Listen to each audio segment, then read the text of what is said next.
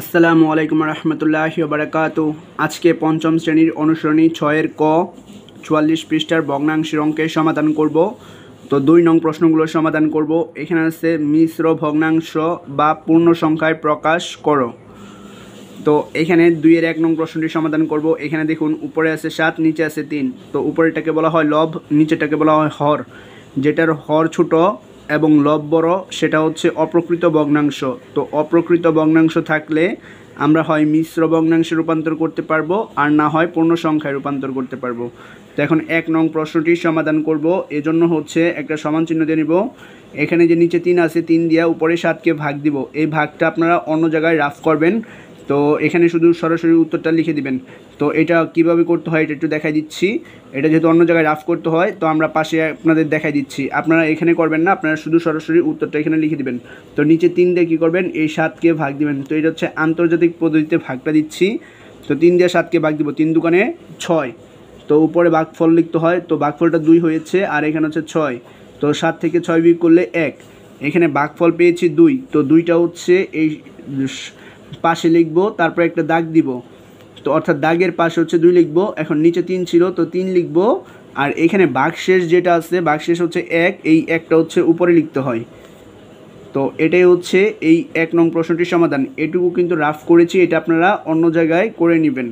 তো এই 3 দিয়া 7কে ভাগ দিতে হয়, ভাগফলটা লিখতে হয় পাশে, ভাগশেষটা লিখতে হয় উপরে, আর নিচে 3 ছিল, 3 লিখবো। তো এটা হচ্ছে 1 নং প্রশ্নের সমাধান। এখন হচ্ছে এই 2 নং প্রশ্নটি সমাধান করব। তো এই ভাগের মাধ্যমে আপনারা এইটার উত্তরটা পেয়ে যাবেন এভাবে। তো এখন এই 2 নং প্রশ্নটি সমাধান করব। তো নিচে আছে 5, 5 দিয়ে 21কে ভাগ দিব। এটা হচ্ছে এটা কিন্তু অপ্রকৃত ভগ্নাংশ। তো এখন 5 দিয়ে 21কে ভাগ দিব। তো 5 দিয়া এখন 21কে পাশে ভাগ দিচ্ছি, আপনারা অন্য জায়গায় দিয়ে নেবেন, এটা দেখানোর কোনো প্রয়োজন নাই। তো 4 5 20। তো ভাগফলটা লিখতে হয় উপরে, আর এখানে লিখবো 20। এখন 1 থেকে 0 বিয়োগ করলে 1, 2 থেকে 2 বিয়োগ করলে 0। তো ভাগফল পেয়েছি 4, আর ভাগশেষ পেয়েছি 1। তো ভাগফলটা বলেছি হচ্ছে পাশে লিখতে হয়, পরে একটা দাগ দিব। নিচে 5 ছিল, 5 লিখবো, আর নিচে যে ভাগশেষ আছে সেটা লিখবো হচ্ছে উপরে।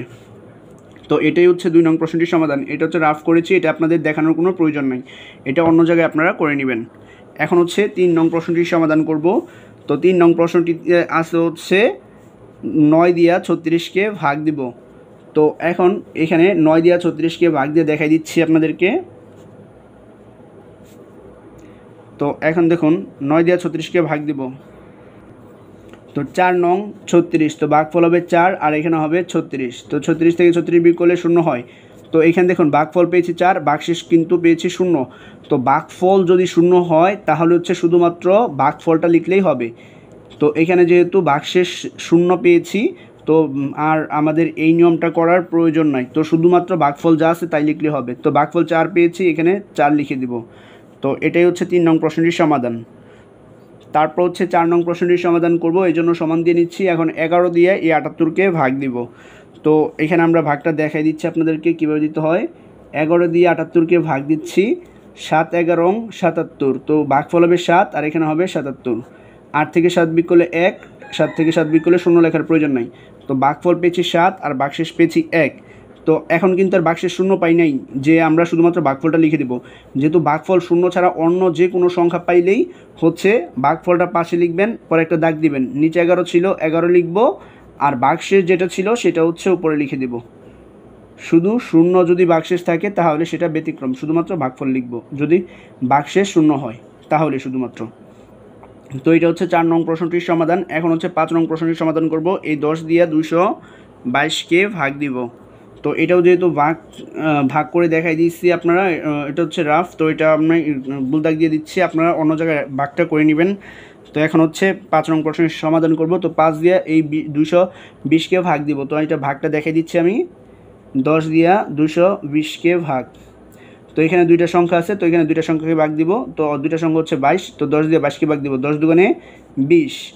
তো এখানে হচ্ছে 2 থেকে 0 বিয়োগ করলে 2 হয়, আর 2 থেকে 2 বিয়োগ করলে 0 হয়, লেখার প্রয়োজন নাই। পাশে যে 0 আছে সেই 0টা নামাই দিবেন, তাহলে নামাই দেওয়ার ফলে কিন্তু 20 হয়েছে। এখন এই 10 দিয়ে 20কে ভাগ দিব, 10 দুগুণে 20। 20 থেকে 20 বিয়োগ করলে 0, তো এখানে কিন্তু বাক্সের 0 হয়েছে। তো আমরা বলেছি বাক্সের যদি 0 থাকে তাহলে কিন্তু ভাগফল যেটা শুধুমাত্র সেটা লিখলেই হয়। বাক্সের হচ্ছে 22, তো এখানে শুধুমাত্র 22 লিখব। এটা যেহেতু রাফ করেছি তো এটা ভুল দাগ দিয়ে দিচ্ছি। তো এটা আপনার ভাগটা অন্য পৃষ্ঠায় করে নেবেন। তো এটা হচ্ছে 5 নং প্রশ্নটির সমাধান। তো আশা করছি অঙ্কগুলো বুঝতে পারছেন। না বুঝলে আবার ভিডিওটা দেখবেন।